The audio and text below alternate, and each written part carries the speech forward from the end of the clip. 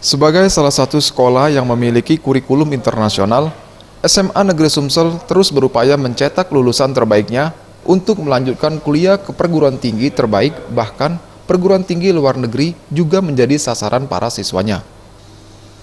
PLT Kepala SMA Negeri Sumsel, Nanang Adi Prayitno mengatakan, di tahun ini sebanyak 5 siswa yang mengikuti program beasiswa untuk diseleksi ke perguruan tinggi luar negeri, ke negara Turki, Amerika Serikat, dan Australia, ditambah dengan 28 siswa yang diterima di perguruan tinggi terbaik di Indonesia.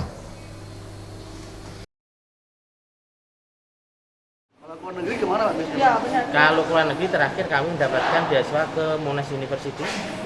Ada yang ke Turki, kemudian Amerika. Ya, di Amerika, kemudian di Monash sekarang ada 2 dan dua-duanya itu mendapatkan full scholarship juga. Kemudian yang ke Turki juga 1 anak mendapatkan full scholarship. Selain di bidang akademik, pihak sekolah juga mengikut sertakan para siswanya untuk mengikuti berbagai kejuaraan, mulai dari teknologi, ilmu pengetahuan, serta olahraga yang menjadi pilihan minat dan bakat para siswa.